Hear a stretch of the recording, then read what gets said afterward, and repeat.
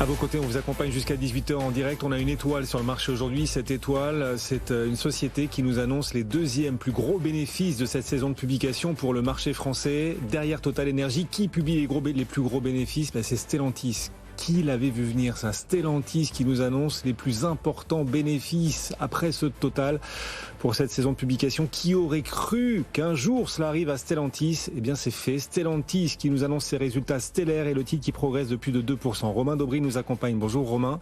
Depuis Bourse Direct, on est ravis de vous retrouver.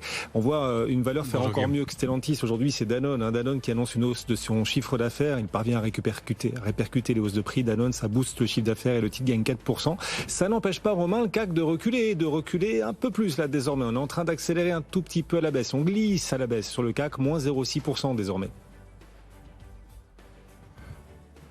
Oui, effectivement, on est en consolidation, ça y est, en Europe. C'était larvé depuis quelques temps, on avait du mal à baisser.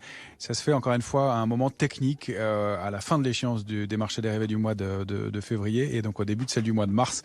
On a clôturé, on le présentait en fin de semaine dernière, avec plus beaucoup d'intérêt, un peu en roue libre sur des points hauts, avec des structures de retournement qui se mettent en place. Et donc, bien si c'était le cas déjà aux États-Unis depuis début février, cette consolidation après avoir touché les points hauts, on avait du mal elle avait du mal à se mettre en place chez nous. Alors, ça reste toujours un peu haché comme consolidation, ça n'est pas très franc, on baisse un peu puis on rebondit pas mal. Ça, il y a trois phénomènes majeurs techniques qui jouent pour des difficultés à ce qu'elle se mette en place cette consolidation. C'est le fait qu'il y ait du cash toujours, on le sait, il y a pas mal d'opérateurs qui sont entrés en retard dans le marché. Vous l'évoquiez aussi, des bonnes publications et des valeurs qui sont payées, qui sont recherchées par le marché.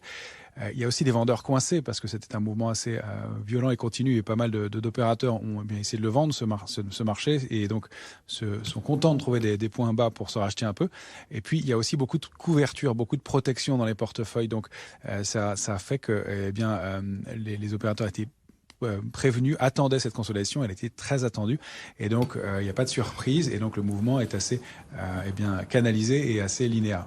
Maintenant, on a un petit peu de pression baissière sur les futurs depuis hier, donc ça c'est intéressant. On n'avait pas vu de pression baissière sur les futurs depuis le mois de septembre.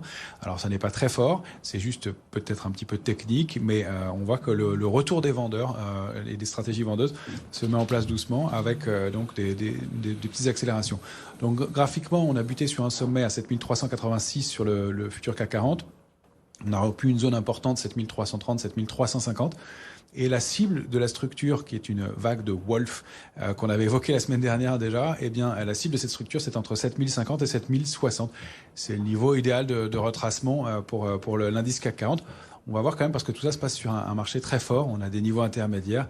7250, 7130 seront à surveiller aussi dans ce parcours de consolidation. Alors du côté des sociétés, on le disait, il y a des variations intéressantes aujourd'hui. Alors on a cité à la hausse Danone et Stellantis, puis à la baisse quand même Korian, décidément. Le coût de la transformation, les dépenses de Korian qui plombe littéralement ses perspectives et ses résultats. Le titre Korian vit la pire séance de toute son histoire, même quand Orpea avait plongé également sur les questions ESG, Korian n'avait pas reculé autant qu'aujourd'hui. Aujourd'hui, Korian perd 20%. Justement, du côté des sociétés, où est-ce que vous voyez le plus de potentiel de signaux techniques à la hausse ou à la baisse pour la suite, Romain ? Alors, à court terme, on accompagne des mouvements comme Danone, on a été rentré il y a quelques temps dessus. Le secteur automobile, globalement, nous intéresse. Ça fait partie des secteurs forts qui sont pas encore très chers d'ailleurs sur le marché. Et le secteur bancaire aussi, qu'on essaiera de plutôt rattraper sur repli un petit peu, étant donné qu'on considère qu'on est toujours dans cette phase de consolidation. Donc, globalement, on est assez investi. On a un peu de cash quand même. Stratégiquement, on exploite des petits écarts intraday pour vendre les rebonds sur le futur, pour dégager un petit peu d'intérêt dans un marché qui baisse. On a quelques stratégies baissières sur des petites valeurs, sur des valeurs comme Airbus, pas des petites valeurs, mais sur des petits mouvements. On n'attend pas de mouvements très marqués, mais d'un peu de prise de bénéfices. Et globalement, on serait plutôt en retrait, toujours avec en tête, je vous le dis, des idées un peu value toujours dans cette même logique de chercher des secteurs qui sont pas encore trop chers, comme donc bancaire et automobile notamment. Romain Daubry nous accompagne en direct. Merci beaucoup, Romain, depuis les bureaux de Bourse Direct. Ce CAC 40 qui recule un petit peu, moins 0,55, qui recule plus que Wall Street. On en avait un peu perdu l'habitude. Wall Street, de son côté, perd 0,2%. Enfin, c'est quand même une nouvelle baisse aux États-Unis après la forte baisse d'hier. Et à Paris, c'est la 4e baisse d'affilée, mine de rien. Si vous avez des questions sur vos portefeuilles, il va tenter de vous apporter des réponses à Amaury de Tonquédec. Bonjour.